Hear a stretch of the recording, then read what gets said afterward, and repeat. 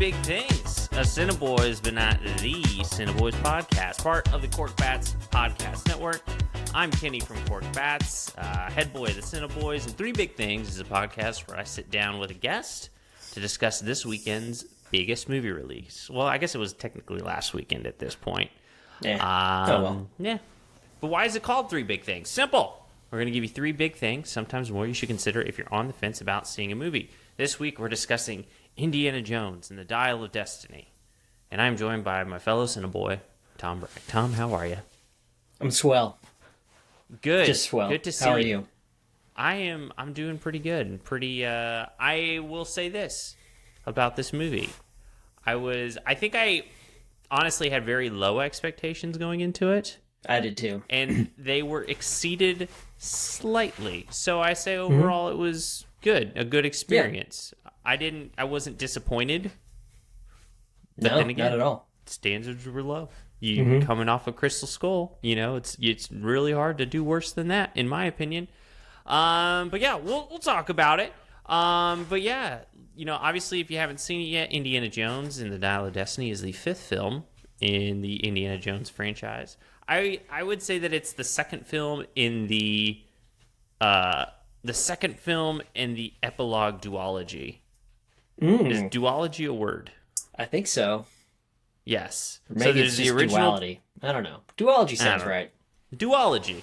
Well, if it's not a word, then we invented it. But I would say you've got the first three Indiana Jones movies is the trilogy. And then you have Crystal Skull in this movie, which makes up the epilogue duology. Yeah. Okay. Okay. Yeah, well, that's succinct. Yeah. Yeah, I like it. I think that's a good explanation. It is, directed by James Mangold, which is a big deal because this is the only Indiana Jones movie that is not directed by Steven Spielberg. It's written by Jez Butterworth, John Henry Butterworth, and David Cabinet. Stars, of course, Harrison Ford, Phoebe Waller-Bridge, who we'll get to. I think she's fantastic in this movie. And then also Mads Mikkelsen and Antonio Banderas, that was the weirdest choice. Barely in the movie. Yeah, I thought that was so weird. Yeah. Anyways, so we'll say this before we really get started. We don't intend to spoil anything, but we will say this is spoiler adjacent. Meaning that if we get into a conversation about something, we'll let you know if we're going to start and spoil something. We'll give you a heads up. But our goal is, of course, for you to watch this if you haven't seen it and then make your decision. But sometimes we can't avoid it. Three Big Things with Austin last time. We just couldn't avoid it. We had to talk about a spoiler. So, anyways, this is going to be pretty simple. Tom, you've been here before. You know how it works. But this is the first time where it's only just been me and you. So as the guest, technically you are the guest. Okay. You actually get two big things that you get to talk about. Ooh, but fancy. We'll start with you first, with your first big thing. What is one big thing people should know about Indiana Jones and the Dial of Destiny? I would say that the de-aging technology they used is actually pretty good in this movie. I'm glad you said that. Yeah. I was very nervous about it because, honestly, I feel like in the last few years when it's been used in a movie, like, I think Rogue One, they used it, or they just, I think they just had, like, completely CGI characters. Fully CGI'd characters, which I think they did kind of here, but continue, Then The Irishman, they did it with Robert De Niro and Joe Pesci, and it did not look good. I didn't think, it didn't look good. To me, they still looked old. But this one, I feel like they actually had it figured out. Like, it was definitely, as long as, like, he was kind of kept in the shadows, I think it worked better.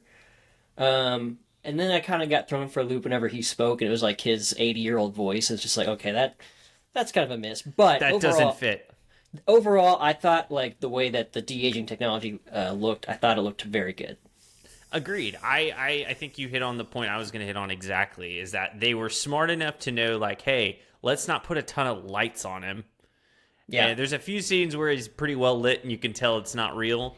But for the most part, they do a good job of being like, okay, so if we don't, like, just show him in direct light, it actually looks pretty real. Like, to the point where it's like, I had the same thought. I was like, this is probably the best I've ever seen de-aging technology in a movie.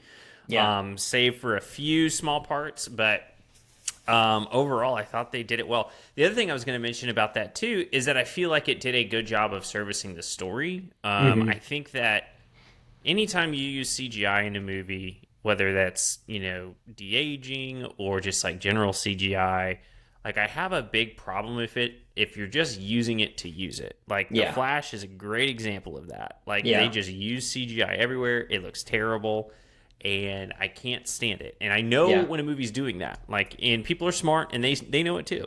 Or this Yeah. movie was like, yeah, you could tell, but at the same time, like, there's a really good reason why they use that technology, why they use that CGI, and I think it services the story very well. And Disney has a lot of money; they could do it right, and they did. So, Hmm. yeah, I agree with you. I think that the de aging technology in this movie was a big step forward Yes, for definitely. the de aging technology community. Yeah, I agree. So, yeah. Well, cool. Well, I'll give you a big thing on this movie that I Please. think we should talk about, and I think you should take into account if you're on the fence about seeing it. Phoebe Waller-Bridge, Ugh. absolutely fantastic in this movie. She was by far, I think, the best character of the movie. Yeah, she comes in, and whenever I had told you this, I had never seen Kingdom of the Crystal Skull until like last week when I finally Yeah. watched it for the Which first I was very time. surprised by. I thought you had seen it. Yeah, but I don't know why I just never got to it, and I was like, well, I'm gonna go see this fifth one. I might as well see the fourth one. I really didn't care for it, but this Yeah. isn't three big things on Crystal Skull. No. Um, I really didn't like Crystal Skull, and I think one of the biggest reasons I didn't like it is because the characters that they introduced just weren't very great. Like they weren't characters that I was interested in. They weren't characters that I was connected to in any way or felt Yeah. connected to in any way. Where Phoebe Waller-Bridge's character is, I mean, I think it just goes to say that she's just a phenomenal actress in general. Yep. But I feel like her character is instantly likable Hmm. and instantly interesting and like nuanced and very yeah, you just feel as somebody who's watching the movie, you become invested with somebody you don't have a lot of backstory on very quickly just because she just has that kind of personality that comes through on the screen. Yeah. Where I felt like Shia LaBeouf didn't. Yeah. Yeah. I You feel know, like, and I haven't seen Crystal Skull in a long, long time, but from what I remember, I felt like he was like really leaning into this like angsty teen, like 1950s angsty teen vibe that yeah, just it didn't work very well. It just yeah, seemed like really over the top. But Phoebe Waller-Bridge's character in this movie, I thought she had the charisma needed to like pull it off, and I yeah. thought she was wildly successful. Like I will always love Harrison Ford as Indiana Jones. I thought Mads Mikkelsen was a great villain. He was awesome, Yeah. but I really think she kind of stole the show in this movie. Yeah, agreed. I think the thing with Mads Mikkelsen, of course, he's like great as a villain in anything he does. I think he should exclusively play villains. But I will say that I feel like his character was a bit underutilized in the movie. For sure. Yeah, I mean, they make the most of what he does, but like ultimately, I would have liked a little bit more Mads Mikkelsen. That's a complaint, I guess, that I have. But yeah, no, I agree. I think she kind of steals the show. I would go as far as to say, like, if Harrison Ford wasn't in this movie, it would be her movie. Oh, for sure. Like, yeah, Definitely. this is, yeah, for sure. And it's like one of those things where it's like, could they make a standalone sequel movie with just her?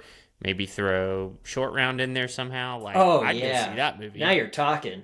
Yeah, that was probably my biggest bummer is that like I knew it wasn't gonna happen, but I Yeah. was like, maybe we get a Short Round cameo in this movie Be at some nice. point. Yeah.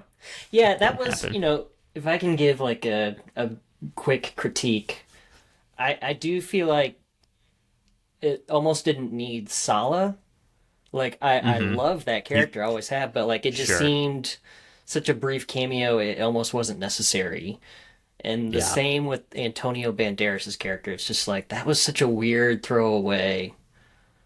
Like they should have given that to a lesser actor, I feel like. I don't know. Yeah. Well, yeah, I agree with the Salah's barely in the movie, so it's like it seems gratuitous It's like, oh, he happens to live in New York now, so it makes sense. We'll just put him in the movie real quick. Okay. Yeah, it seemed a little. It's great. Don't get me wrong. You know, I love when you have seeing a it, legacy. Yeah, exactly. When you have a legacy sequel like that, I'm never gonna say boo to bringing an old character back. But I agree with you. It is very like, I wouldn't say throwaway, but close to throwaway Well, appearance in not the so much movie. Salas as much as I thought Antonio Banderas' character was kind of like a throwaway character. I think both of them were, in all Okay. honesty. I mean, Antonio Banderas, both the characters kind of, play vital roles in like this how the story goes, but like in all honesty, if you removed those little vital roles, it wouldn't make a huge difference. Right.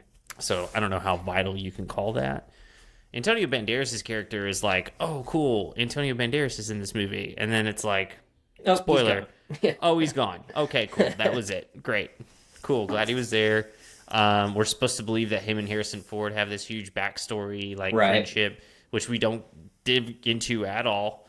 And then he's just dead. And then Yeah. it's like, okay, that's Moving on. there's that. Yeah, Yeah. and I agree. It's like, okay, if you're gonna have somebody do that kind of a role, maybe not have Antonio Banderas. Right. That's disrespectful to Zorro, Yeah. in my Completely opinion. agree. Yeah. But yeah, no, that's yeah, Phoebe Waller-Bridge, she's fantastic. She really, really does a great job in this movie. So that's my big thing. So as the guest, you get one more big thing. So Tom, what's your other big thing on Indiana Jones and the Dial of Destiny? And I think this one's just more of like a theme to the movie that I really appreciated. I really thought it was cool how they kind of built on the idea of like, he's getting much older. This is like his final go around, and like they really play up the fact that he doesn't belong in the time that he has lived. Like that was always kind of something that I felt like was throughout the original movies as well. Like he was always kind of like a relic of his own time. But this one is a lot more evident because, takes place in the late 60s. The space race is on, and he just is like ever increasingly feeling more and more like he doesn't like connect to his surroundings. Yeah. And then I do feel like though that they end it in a very like sweet and important way where like, they end up going back. Let's just go ahead and get spoilers out of here. All right, we're going to do it. Spoilers. So here's the deal. But, We're yeah. going to spoil the movie. And if you don't want to, have it spoiled for you, go ahead and stop listening. And we'll say when we're done. So go for it. Spoil the movie. But they end up, using the dial and they go back in time. And he just kind of has this realization of like, oh, this is the time that like I'm meant to be in. And he's like dying and he wants to stay, but Phoebe Waller-Bridge's character doesn't let it happen essentially. But I just thought it was like a really interesting theme to run with that I thought was good. I don't know. Yeah, no, I think that's interesting. I don't know if that's something that I've ever really thought of watching Indiana Jones, but like thinking on it now, it's like, okay, yeah, that makes total sense because basically the whole premise of these movies is him, living, out these adventures, if you will, that have pretty much nothing to do with the present time other than like they're doing it against somebody. There's a bad guy. Yeah. But really it's about history and, different times, different eras. So yeah, that makes a ton of sense. Yeah. I will say, leaning into that spoiler a little bit more, that was probably the most eye-rolling part of the movie for me. It was they're outrageous. like, okay, now we're just here. Yeah. 2,000 years in the past. Yeah. But Ugh. if they're gonna like contact aliens in the fourth one, let's just go ahead and go big and go and do some time travel. Why not? I agree. The thought process though is that like for me, like I believe in aliens 100%. I do not believe you can travel back in time. Sure. And that's okay.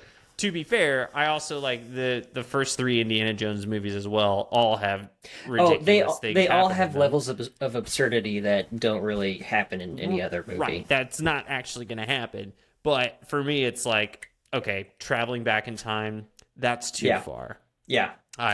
So that was like the one part where, for me, pretty much the entire movie, I was like, okay, like I don't think this is the best thing I've ever seen, but I'm enjoying it, and it feels more like an Indiana Jones movie than Crystal Skull did. And then all of a sudden, we're gonna go 2,000 years Just go in this time portal. Like, yeah. all right. But Yeah. you know, I just accepted it and rolled with it and just like, I've enjoyed it up to this point. Let's just see how this Yeah. plays out. Because that Let's was the other thing too, is that like I like about halfway through the movie, I was like, you know, they're probably gonna kill him off, and I'm okay with that. And if this is the way mhm. that it happens, then so be it. But Yeah. I don't know. It's yeah, we won't spoil whether he lives or dies, but we will say that yeah, the movie is very very I don't want to say believable for me No. until the end. Like it's not believable, but like the end just seemed to me the ending seemed really out of place. So take that as you will. That doesn't mean that it was like the worst ending ever. But if I'm gonna knock the movie for anything, it's gonna be the last 20 minutes of it. Yeah. Um, I so think that's there's a fair that. critique. Yeah. It did seem weird, but it also like they kept talking and referring to Archimedes and this one specific point in time throughout the whole movie that it Right. also just like, oh, this just makes sense that they would actually like go full throttle and head back to that moment in time. So, you Yeah. know, maybe not the best execution of a story, but whatever. Hey, they did it, and I it's had a over. good So time. yeah, they're not gonna read my notes and go, well, maybe we should change this. Yeah. So yeah. Well, cool. Well, there you go. You have it. You've got three big things to consider. Some of them spoilery, some of them not. But you got three big things. So if you're on the fence about seeing Indiana Jones and the Dial of Destiny, there you go. I will just ask straight up, Tom, would you recommend this movie? I would. I think if you are a fan of the original trilogy and you're looking for something to redeem certain missteps, then I think this one would satisfy. Okay. I think I'll say this. I will say almost the same exact thing, except I only recommend it if you're a fan of the first three movies. I don't think this is a movie in the date and time that it's been released. It didn't make a ton of money this past weekend, and I No. think a lot of it has to do with the fact that like I don't think younger people or younger generations are that interested in Indiana Jones, which Right. that's fine. I think it's more for like our generation and older generations. So I don't necessarily recommend this movie to just anyone, but if you're somebody that grew up with these movies and like they were a big part of, your life as far as like movies go, then yeah, absolutely, I recommend it, and I'll agree with you and say that it's a step in the right direction compared to Crystal Skull, which I really didn't care for. It was really a bummer. Yeah. Um, It's not great. so yeah, well, cool. There you have it. That'll wrap up our time here. So again, this is Three Big Things. We are a CineBoys, but not the CineBoys podcast. Be sure to follow the CineBoys on social media at Twitter. At CineBoy, the CineBoys, Twitter and Instagram. Also, be sure to check out Cork Bats at corkbats.com. You can also check Cork Bats out on Twitter, Instagram, and TikTok at Cork Bats. And you can also check out youtube.com/corkbats, where if you're watching this, you're probably watching this on that website right now. So that's cool. And then, yeah, of course, we are a podcast. So be sure to, rate, review, subscribe anywhere you get your podcasts. Yeah, that goes a long way for us. So, Tom, thank you so much for joining me. Of And course. I'm sure we'll be back in the future. We'll So, meet again. see ya. Bye.